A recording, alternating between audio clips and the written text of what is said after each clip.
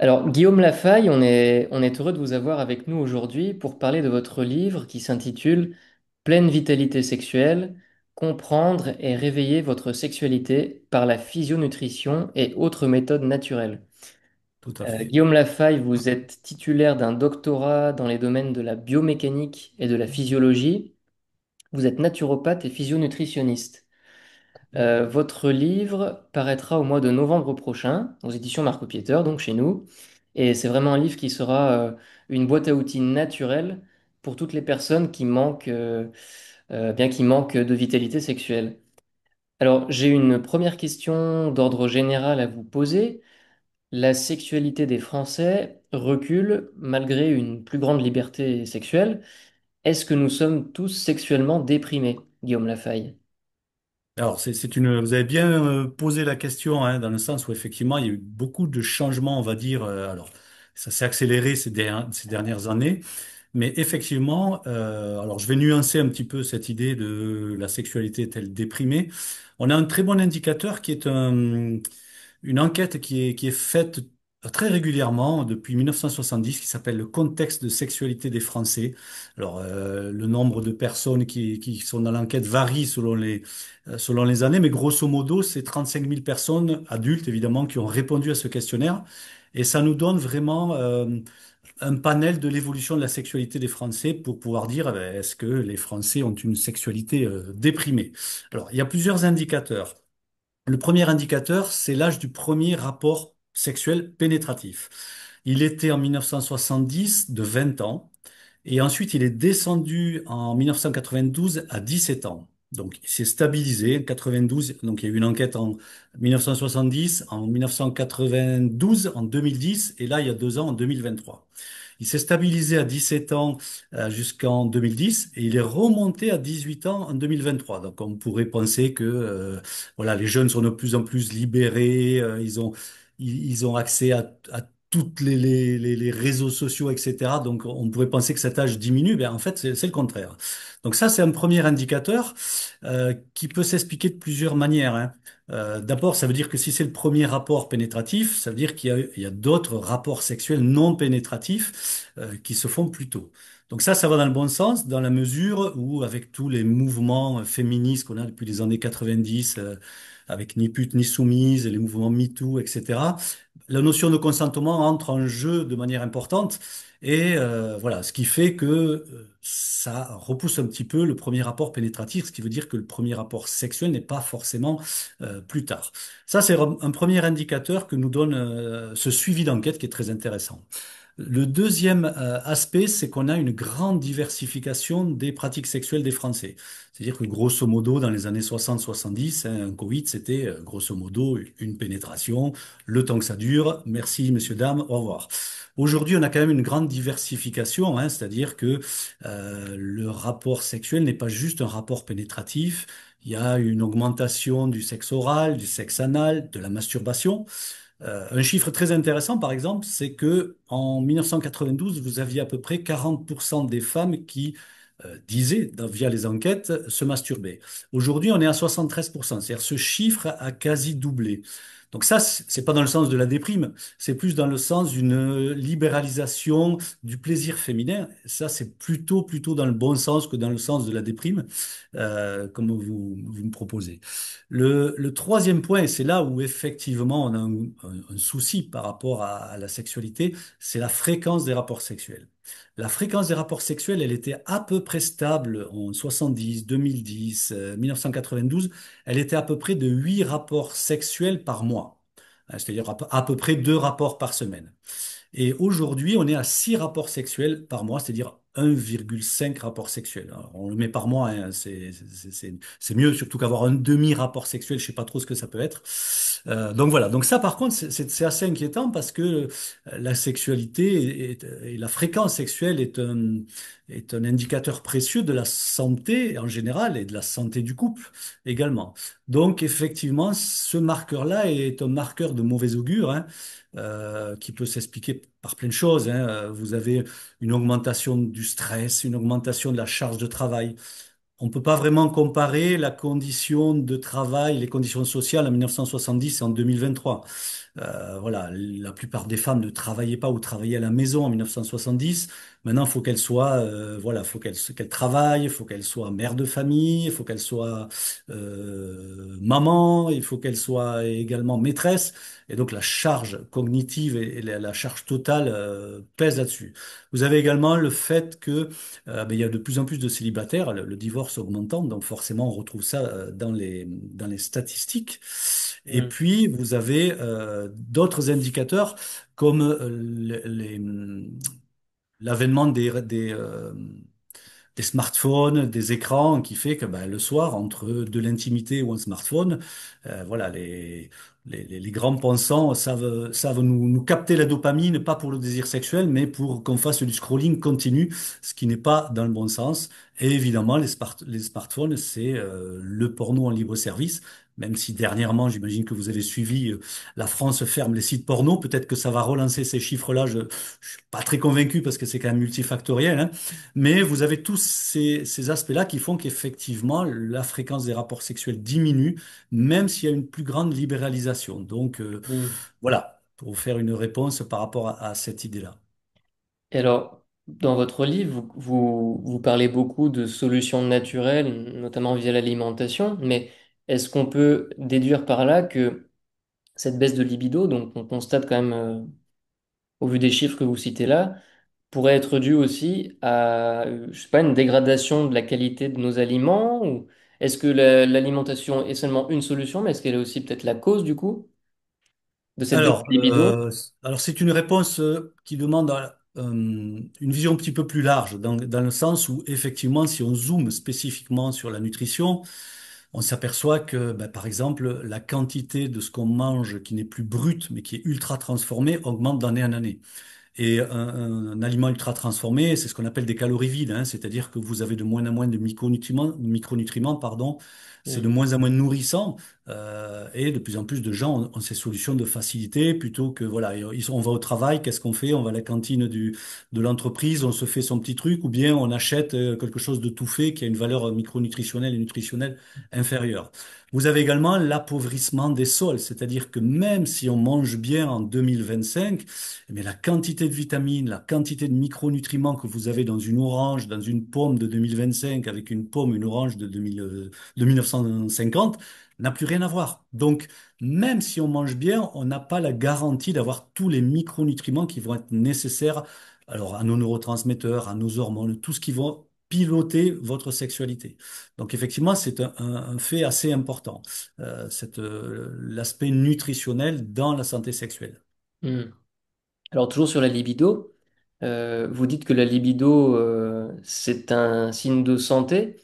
Est-ce qu'on peut en déduire aussi que un manque de libido est peut-être annonciateur de maladies dans un futur plus ou moins proche? Alors oui, tout à fait. C'est-à-dire que ce que montrent les études sur ce sujet-là, c'est une espèce de cycle permanent entre santé sexuelle et santé. Alors vous avez une étude chinoise qui est assez intéressante, où ils ont justement regardé s'il y avait un rapport entre l'état de santé, c'est-à-dire les gens qui avaient une maladie déclarée, et la santé sexuelle et la satisfaction sexuelle. Et ils sont aperçus, alors c'était pas des maladies graves, hein, c'est-à-dire c'était pas des cancers en phase terminale, c'était les maladies, hein, qu'on a de plus en plus à l'âge de la retraite. Malheureusement, l'âge de la retraite il recule, et l'âge de la vie en bonne, de la longévité en bonne santé lui diminue, donc ça se croise. Donc ça soit un petit peu de diabète, un petit peu d'arthrose, enfin les maladies que beaucoup de Mm. gens proches de la retraite ont. Eh bien, lorsqu'on compare ces deux populations, bonne santé versus pathologie déclarée, vous avez à peu près 20% de satisfaction sexuelle en moins. C'est-à-dire que les gens qui ont des rapports sexuels en étant en mauvaise santé, la santé sexuelle se porte moins bien. Donc ça, c'est un aspect relativement important. Et puis ensuite, vous avez toute la physiologie qu'il y a derrière la sexualité. C'est-à-dire que pour que vous ayez une bonne sexualité, il faut que vos hormones fonctionnent bien. La testostérone, alors testostérone, homme et femme, hein, on la réduit souvent à l'aspect masculin, mais elle est nécessaire à la femme.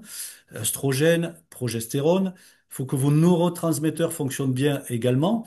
La sérotonine, la dopamine, l'ocytocine. Voilà. Et si on a une baisse de ces marqueurs-là, eh ben, c'est probablement qu'il y a des pathologies qui sont cachées derrière. Je vais vous donner l'exemple qui est le plus flagrant, c'est l'exemple de l'érection. Alors, dès que je dis érection, on pense érection masculine, hein. L'érection, c'est autant masculin que féminin, hein. Un clitoris a une érection qui va conditionner le désir et le plaisir par la suite. Donc, ça englobe tout le monde, forcément.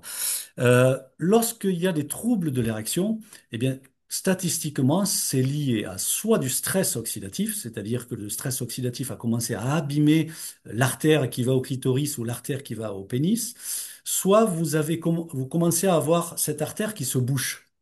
Une artère bouchée, c'est-à-dire comme l'artère pénienne est très très fine, ben ça va impacter très rapidement sur l'érection avant que ça impacte sur l'artère coronarienne.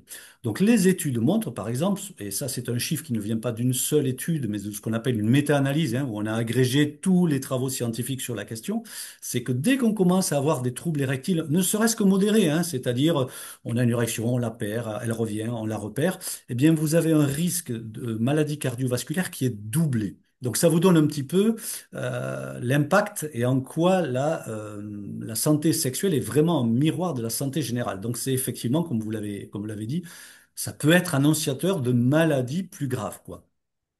J'aimerais savoir si on peut vraiment booster sa vie sexuelle simplement en changeant ce qu'on met dans son assiette. Alors, on peut, mais ça ne sera pas suffisant. Donc comme je vous ai dit tout à l'heure, hein, ce qu'on met dans son assiette n'est pas la garantie, même si on mange bien, si on met les oméga 3, si on met suffisamment de protéines, les bons lipides et pas les mauvais lipides, etc. Ça ne nous garantit pas qu'il n'y ait pas une carence. Donc très souvent, on a besoin d'aller faire un bilan biologique et de se complémenter, parce que vous avez certains micronutriments qui sont carencés pratiquement sur l'ensemble de la population française. Ça, c'est la première chose. Donc, si on met ce qu'il faut, on a moins de chances d'avoir des dysfonctionnements et des troubles de la libido. Maintenant, ça va pas être suffisant dans le sens où donc les gros aspects que je vous ai dit sur la libido, hein, c'est-à-dire les hormones, les neurotransmetteurs et les micronutriments, eh bien, ils vont être fabriqués à partir de l'alimentation, mais à partir, de manière plus générale, de votre hygiène de vie. Je vous donne l'exemple de la testostérone. Si vous ne dormez pas assez, alors il y a des études, beaucoup d'études qui ont été faites. Une que j'aime particulièrement, c'est sur des jeunes étudiants. On leur a demandé pendant une semaine de ne dormir que 5 heures par nuit. C'est pas monstrueux, c'est 5 heures au lieu de 6, 7 heures. Il y en a qui suffit 6, 7 heures. Eh bien, au bout d'une semaine, on a regardé leur taux de testostérone. Il était déprimé de 15%. Donc, on imagine ce que ça fait si on fait ça pendant des mois et des mois et des mois. Ça, c'est la première chose, le sommeil. Deuxième aspect, les activités physiques. Les activités physiques, ça va réguler tout un tas de mécanismes physiologiques. Ça va relancer la dopamine, ça va relancer la sérotonine, ça va éviter qu'on prenne du poids et qu'on ait ce qu'on appelle le syndrome métabolique. Donc, une activité physique est corrélée avec une bonne santé sexuelle. Donc, ce sont tous ces aspects-là. Et évidemment, tout ce qui est stress oxydatif, hein, c'est-à-dire que si vous êtes un gros fumeur, grosse exposition au soleil, beaucoup d'alcool, eh bien, tout ce stress oxydatif va impacter sur la qualité de vos vaisseaux sanguins, sur la fabrication de vos hormones. Donc, l'alimentation est le cœur, mais il y a plein de choses qui gravitent autour et qui vont être fondamentales pour votre santé sexuelle. Alors, Guillaume Lafaille, vous critiquez fortement les recommandations nutritionnelles classiques. Est-ce que vous pensez que la médecine conventionnelle classique est en retard sur la santé sexuelle? Alors, bon, le livre n'est pas un livre de critique fondamentale de l'approche nutritionnelle, mais effectivement, elle interroge, hein, cette approche, puisqu'en fait, les recommandations sont faites à partir de papiers phares qui, dans l'histoire de la science, ont changé fondamentalement. Donc, je vais peut-être pas refaire l'histoire. Il y a de très bons livres sur le sujet. Mais grosso modo, on nous conseille d'avoir à peu près 60% de glucides dans notre alimentation. Et ça, c'est venu depuis le modèle et le papier de Kies dans les années 60 sur le cholestérol va vous tuer. Et donc, on a dit, oh là là, on met trop de graisse dans notre alimentation, on va changer complètement le modèle et on va dire, bon, on va baisser les graisses. Qu'est-ce qu'on va mettre à la place? Des protéines ou des glucides? Mettons les glucides. Et depuis ces années-là, on voit qu'il y a une explosion du diabète dans le monde, une explosion dans les pays industrialisés, hein, les non industrialisés sont encore un petit peu à l'abri.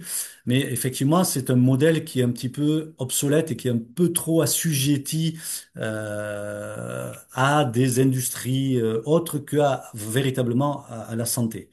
Hmm. Ce qui concerne la deuxième partie de votre question, c'est que la médecine classique, malheureusement en 2025, c'est pas forcément une critique, hein, c'est que on a de moins en moins de médecins en France, le temps des consultations diminue de plus en plus. Donc, on ne prend pas le temps de faire un lien entre un problème sexuel et est-ce qu'il y a d'autres problèmes derrière. Vous allez voir votre médecin parce que vous rentrez en ménopause, vous êtes une femme et voilà, vous avez des bouffées de chaleur, la libido s'écroule. On va pas chercher 3 heures, on va pas aller voir ce que vous mettez dans votre assiette, on va vous mettre un traitement hormonal substitutif. Vous êtes un homme, vous allez voir votre médecin parce que vous avez des problèmes érectiles. On va faire ce que j'appelle la médecine presse-bouton, problème érectile, Viagra ou Cialis. Voilà. Et effectivement, ça ne résout pas fondamentalement le problème. Et c'est un pansement qu'on met sur un petit bobo, mais qui ne résout pas fondamentalement le problème. Alors, vous venez de citer le Viagra, ça fait le lien avec ma prochaine question. Vous prônez dans votre livre et dans votre travail une approche holistique qui repose sur la physionutrition. Et pour les hommes, est-ce que c'est une alternative sérieuse au Viagra, justement? Alors, oui, totalement. Je vais vous donner quelques chiffres pour illustrer. Il faut comprendre, je vais vous donner d'abord les chiffres et après je vais vous faire un petit peu de physiologie légère pour bien comprendre le système.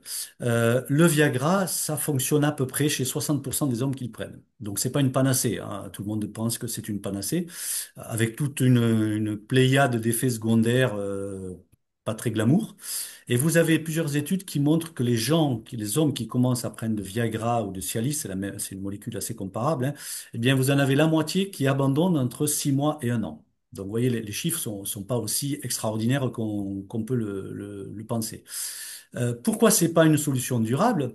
Eh bien, en fait, pour que vous ayez une érection, il y a une physiologie qui est relativement simple. Vous avez un précurseur qui s'appelle l'oxyde nitrique, que les sportifs connaissent bien parce qu'en fait, ça va faire de la vasodilatation. Ça va permettre au sang d'arriver et d'envoyer de l'oxygène dans les cellules. Chez les sportifs, ça lui permet de courir plus longtemps. Dans l'acte sexuel, ça permet tout simplement qu'on ait une vasodilatation qui va faire qu'on va avoir un engorgement pénible. Si vous n'avez pas assez d'oxyde nitrique, alors pardon, je vais le faire à l'envers. L'oxyde nitrique va faire fonctionner une petite enzyme, elle va se lier à une enzyme. Donc il faut que l'oxyde nitrique arrive localement dans le pénis. Et cette enzyme va permettre la libération d'une molécule qui va faire qu'on va avoir un relâchement des muscles lisses et le sang va arriver. Pas de bol, vous avez une deuxième molécule qui est très connue, qui s'appelle la phosphodiesterase de type 5, qui, elle, son job est de dire, ben, ça, faut pas que ça dure pendant des heures, sinon on va y avoir des problèmes. Donc son job, c'est de dire, ben, j'arrête, hein, j'empêche le fait que le sang reste dans le pénis et je le fais repartir. Viagra et Cialis, ce sont ce qu'on appelle des inhibiteurs de la phosphodiesterase de type 5. C'est-à-dire qu'elle va empêcher, une fois que le sang arrive par l'oxyde nitrique, elle va empêcher qu'il reparte. Ce qui veut dire que si le sang n'arrive pas, si vous n'avez pas assez d'oxyde nitrique, ça fonctionnera pas. D'accord? Donc, qu'est-ce qu'il faut faire? Si on a une approche holistique, eh bien, on va dire qu'est-ce qui fait, pourquoi cette personne n'a pas assez d'oxyde nitrique? Est-ce qu'elle ne mange pas assez de précurseurs, qui sont l'arginine ou la citrulline? Est-ce que les vaisseaux sanguins sont abîmés? Et ça ne peut pas arriver. Est-ce qu'il y a du stress oxydatif? Est-ce qu'ils sont bouchés? Et on va faire comme ça le tour de toutes les problématiques pour mettre en place des protocoles nutritionnels et micronutritionnels et résoudre le problème qu'il y a derrière. Je vais vous donner une anecdote qui est un papier, un petit papier italien que j'ai adoré. Bon, il y a beaucoup de papiers évidemment hein, sur la manière d'augmenter le taux d'oxyde nitrique. Le plus connu, c'est d'utiliser ce qu'on appelle les précurseurs, que sont l'arginine et la citrulline. Les deux marchent très bien, la citrulline marche encore mieux.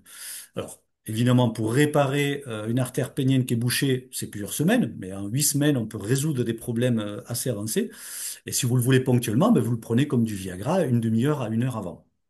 Vous avez une étude italienne qui a été faite. Le principe est toujours le même. Les urologues utilisent les consultants qui viennent les voir pour des problèmes d'érection et ils leur disent, si vous voulez, plutôt que vous donner du Viagra, je vous mets dans un protocole de recherche.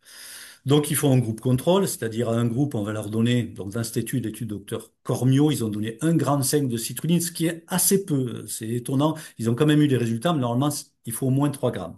Ils leur ont donné 1,5 g de citrulline et dans leur groupe, l'autre groupe, un placebo. 6 semaines comme ça, au bout des 6 semaines, vous aviez une personne sur deux dans le groupe citrulline qui a réglé définitivement son problème érectile. Et dans le groupe placebo, ils n'avaient que 12%. Alors, où arrive mon anecdote? C'est que fin de l'expérience, ils vont revoir l'urologue. Il leur dit, Monsieur, le protocole de recherche est terminé. Vous étiez venu me voir pour des problèmes d'érection et pour avoir du Viagra. Est-ce que je vous fais l'ordonnance pour le Viagra? Toutes les personnes qui ont résolu leur problème à la citrulline, il n'y en a aucune qui a voulu prendre le Viagra.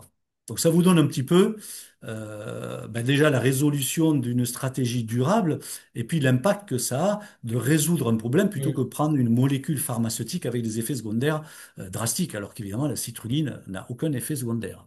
Voilà un Mm. petit peu la différence entre une approche holistique et une approche médicale presse-bouton. Hmm. Alors, j'ai une autre question qui me vient. Vous parlez de ces deux précurseurs.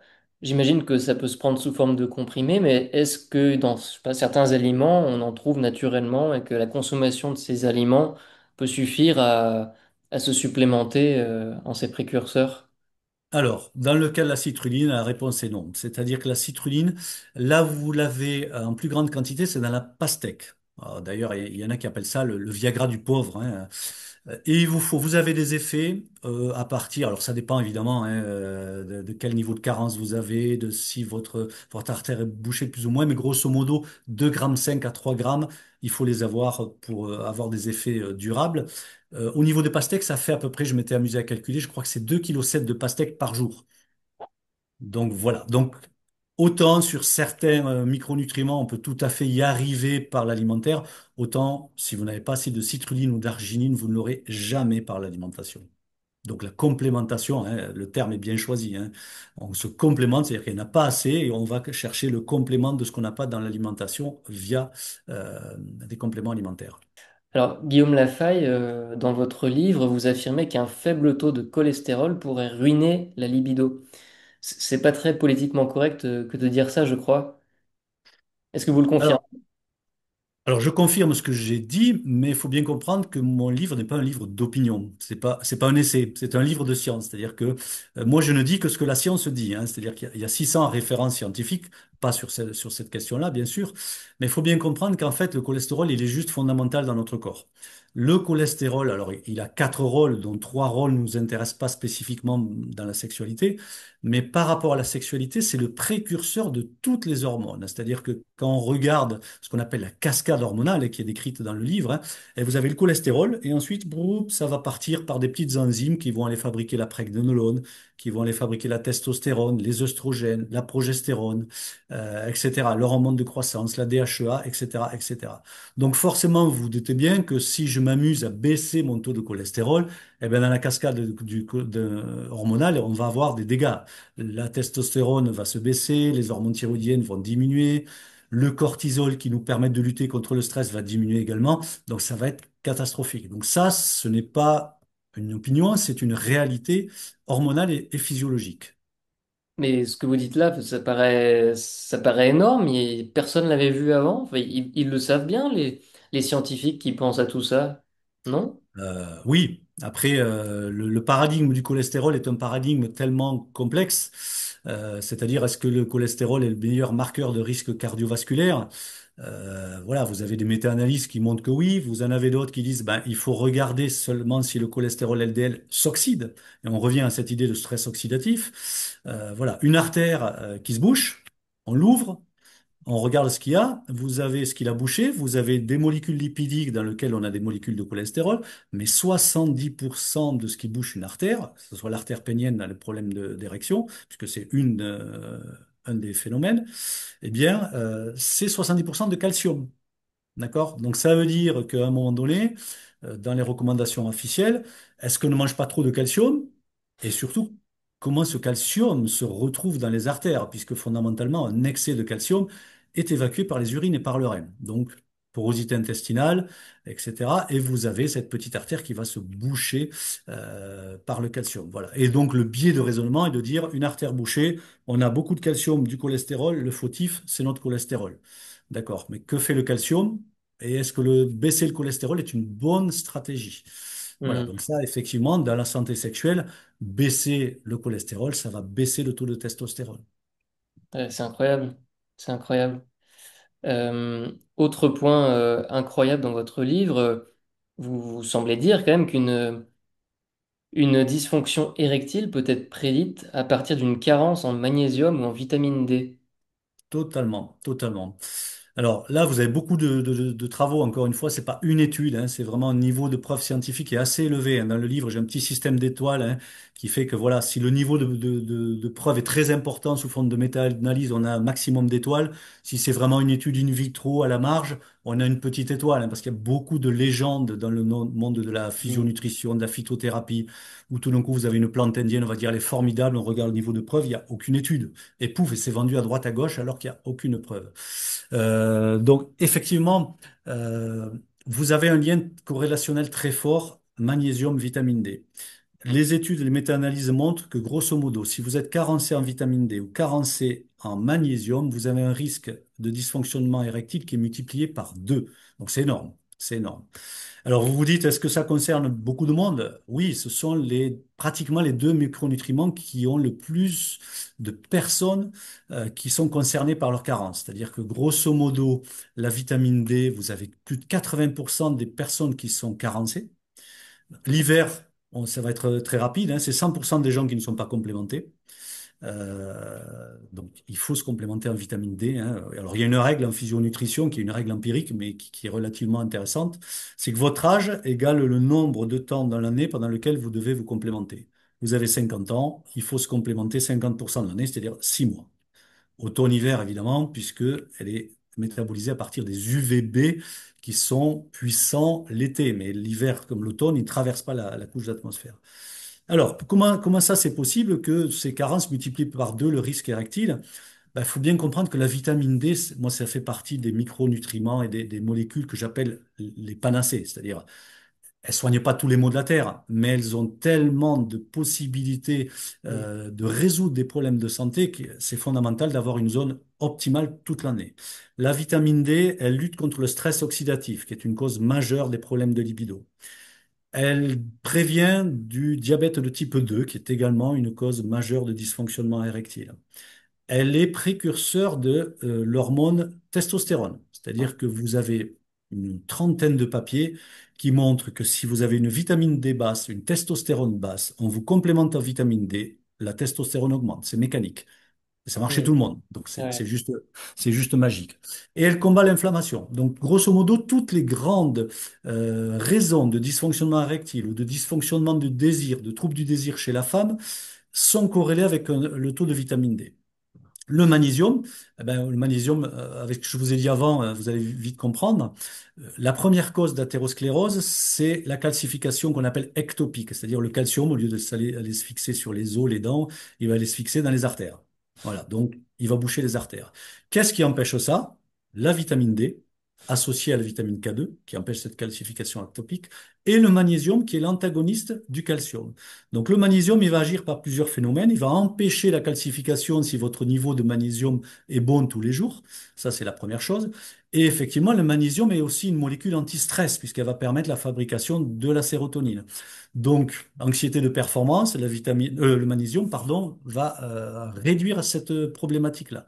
Donc, ce sont deux molécules vraiment très importantes. Et si vous le permettez, j'en rajouterai une troisième, qui est ce qu'on appelle l'acide folique, la vitamine B9, où là, les études sont juste fantastiques. C'est-à-dire que vous avez 20%, c'est-à-dire une personne sur cinq qui a des dysfonctionnements érectiles, est uniquement liée à une carence en vitamine B9. C'est-à-dire qu'il n'y a pas de pathologie sous-jacente, il n'y a pas de stress oxydatif, il n'y a pas de prédiabète, il n'y a pas d'artère bouchée, il y a juste une carence en vitamine B9. Mm. On complémente en vitamine B9 une personne sur cinq, le problème est résolu.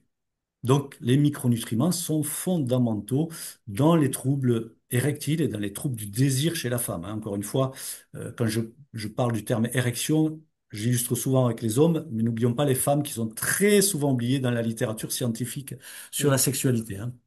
Alors, j'entends ce que vous dites, Guillaume Lafaille. Est-ce que, est-ce que finalement, il faut pas réduire drastiquement notre consommation de produits contenant du calcium finalement? Et en termes de régime alimentaire, le nôtre est sûrement mauvais, parce qu'on, du lait de vache particulièrement, il y en a partout, quoi. On en Ben, consomme en abondance. c'est une remarque très pertinente. Donc, ce que vous dites est très juste, hein. Grosso modo, vous avez les recommandations officielles mondiales, c'est 500 mg de calcium par jour. Alors en France, ça a un petit peu bougé, mais grosso modo, il y a quelques années, on suggérait de consommer 1000 milligrammes. Alors pourquoi 1000 milligrammes alors que l'ensemble de la Terre, on leur demande 500 milligrammes? Bon, il y a des idées, il y a des hypothèses, il y a des bouquins qui ont été écrits, hein. Je vais pas citer parce que c'est chez votre concurrent, mais le rôle du lait et de l'excédent de calcium, c'est maintenant très, très référencé. C'est-à-dire que le calcium en excès, il a de fortes probabilités d'aller faire beaucoup de choses malsaines dans votre corps, boucher des artères, aller se fixer dans les seins et augmenter les risques de cancer, etc. Je vais vous donner une étude qui m'a marqué, hein, qui est une vieille étude qui a été arrêté, qui était proposé pour le British Journal of Medicine, dans lequel ils ont voulu voir qu'est-ce que ça faisait de donner 1 gramme de calcium pendant 5 ans à des gens. Donc, ils faisaient un groupe à 1000 milligrammes, un groupe à 500 milligrammes, et chaque année, ils regardaient les risques cardiovasculaires. Ils ont arrêté l'étude au bout de 2 ans, parce que la surmortalité et le surrisque cardiovasculaire dans le groupe 1000 milligrammes était tellement importante que, éthiquement, ils ont dit, bah, on va pas aller au bout. On sait que là, on fait un truc où on augmente la mortalité. C'était une énorme Ah, étude, ok. hein. Je ne vais pas vous dire une bêtise, mais c'est pour que vous compreniez un petit peu l'importance d'un excès de calcium. Et votre exemple du lait de vache est un très bon exemple parce que dans le lait de vache, le calcium est un calcium qui est peu biodisponible. C'est-à-dire que votre corps ne va en récupérer grosso modo à peu près 30%. Donc les 70% restants, pas de problème de porosité intestinale, ça va être évacué par le rein et par la vessie, pas de problème. Mais bon, je le vois bien en consultation, des gens avec des troubles de la porosité intestinale, c'est presque la majorité des personnes. Donc le calcium excédentaire, il a de fortes probabilités d'aller se balader un petit peu partout dans le corps et après, c'est la loterie. Voilà. Et effectivement, le magnésium, en tant qu'antagoniste, a cette possibilité d'empêcher ce calcium d'aller se fixer, notamment si on associe ça avec de la vitamine D3, K2. Voilà. Donc le calcium, il faut pas qu'il soit en excès. Il est forcément important pour l'ado, pour l'enfant, pour la prévention de l'ostéoporose, de l'ostéopénie, etc. Mais pas en quantité majeure. Très souvent, le biais, c'est de prendre une très grande quantité de calcium associée à une toute petite quantité de vitamine D. Donc, on va avoir du calcium qui sera mal utilisé et mal fixé. Hmm. Voilà. Et vous avez des sources de calcium biodisponibles dans les brocolis, dans toutes les feuillus qui ont une biodisponibilité autour de 70%. Donc, Hmm. effectivement, c'est une vraie problématique. Voilà. Certaines recommandations sont problématiques, il faut le dire. Guillaume Lafaille, dans votre livre, vous pointez aussi du doigt les statines.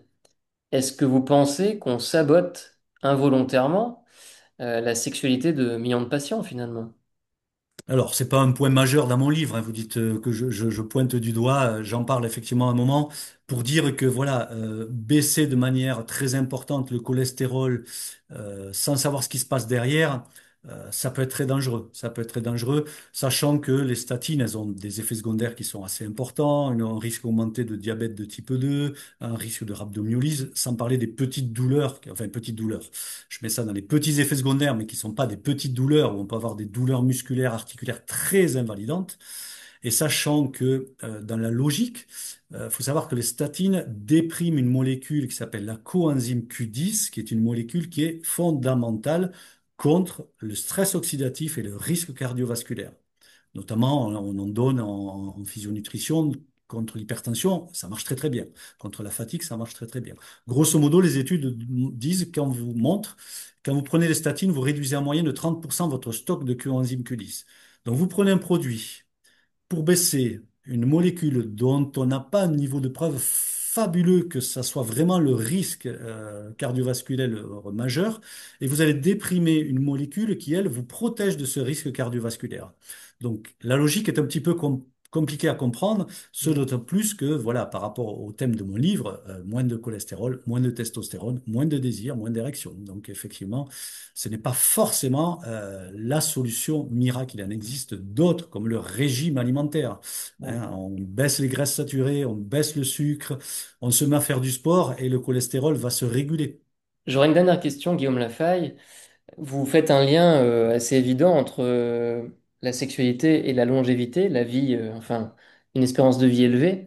Est-ce qu'il faudrait prescrire le sexe comme traitement préventif à tout un tas de maladies? Alors ça, c'est une bonne remarque, hein. Ça, c'est quelque chose qui m'a un petit peu surpris quand j'ai commencé à investiguer la question, c'est qu'effectivement, vous avez des études longitudinales, donc qui sont un très haut niveau de preuves scientifiques, hein, qui montrent effectivement un lien entre la qualité de la vie sexuelle et la longévité. Alors, je vais vous citer les deux plus grosses. C'est vraiment des études très, très impressionnantes. La première, c'est celle du docteur Kao. C'est une étude états-unienne qui a été faite sur 15 000 personnes qu'ils ont suivies pendant 6 ans. Donc, le principe est très simple, hein. On regarde les gens qui meurent. Régulièrement, on fait des enquêtes et on regarde leur pratique sexuelle, ou plutôt leur fréquence sexuelle. Et à la fin, on regarde s'il y a un lien ou s'il n'y a pas du tout de lien. Dans cette étude-là, donc 248 personnes sont mortes pendant ces 6 ans-là. Et on a comparé les gens qui avaient une relation sexuelle une fois par semaine, donc plus de 52 fois dans l'année. Alors on peut se dire c'est peu, mais rappelez-vous, on est à une fois et demie en France, hein, donc on n'est pas très très loin de la norme, versus ceux qui n'avaient pratiquement plus de sexualité, c'est-à-dire moins d'un rapport par an, donc autant dire zéro. Eh bien, le différentiel entre ces deux populations, c'est 50%, c'est-à-dire qu'il y a 50% de mortalité en plus dans le groupe qui ne faisait plus l'amour, comparé à ceux qui faisaient l'amour au moins une fois par semaine. Donc c'est énorme. Hmm. Et vous avez une deuxième étude, qui est la Carefilly Study, qui a été faite en Angleterre. Alors là, 10 ans de suivi. Et eux, ils ont regardé la fréquence orgasmique chez les hommes. Alors malheureusement, il y a beaucoup d'études chez les hommes, hein. Les femmes, les chercheurs c'est une population qui est beaucoup masculine, donc ils s'intéressent plutôt aux problématiques qui les concernent. Et ils ont regardé la fréquence orgasmique et ils ont exactement le même ratio, c'est-à-dire que ceux qui avaient plus de 2 orgasmes par semaine, comparativement à ceux qui en avaient moins de un par mois, eh bien, vous avez un effet protecteur des orgasmes, si on peut dire, de 50%. Il y a 50% de mortalité en moins dans le groupe qui a 2 orgasmes. Je ne pourrais pas vous dire, malheureusement pour les femmes, personne n'a fait encore ce travail. On peut imaginer qu'il n'y a pas de raison pour laquelle ça serait un petit peu différent. Donc oui, prescrire des rapports sexuels, ça serait une très bonne chose, sachant qu'évidemment, le mieux, c'est d'avoir une relation épanouie avec sa compagne pour avoir une vie sexuelle épanouie. Et comme je vous disais un petit peu dans la première question en introduction, c'est multifactoriel, il y a beaucoup de choses qui pèsent sur la vie de couple, mais sur lesquelles on peut agir. Hein, alors la charge cognitive, la charge de travail, ça va être difficile, mais couper le smartphone, choisir des moments d'intimité, se mettre dans sa bulle pour avoir des moments à soi, ça, c'est des choses qui sont faciles à faire. Et évidemment, regarder ce qu'on met dans l'assiette. Regardez si on n'a pas de carence, et ça demande quelque chose d'un petit peu plus soutenu, avec un médecin, avec un bilan biologique. Mais ça, ce sont une étape encore au-dessus qui permet vraiment de garder si on a une bonne vitalité sexuelle et de la retrouver si elle est un petit peu perdue. Super. Eh ben, merci beaucoup, Guillaume Lafaille, pour toutes Je ces vous en réponses, prie. ces éclairages. On ne doute pas que votre livre sera un super outil pour tout un tas de lecteurs. Donc, merci beaucoup. Je l'espère. Et puis, peut-être à bientôt pour une nouvelle interview. Je vous en prie. Bonne journée, Merci Pierre. beaucoup.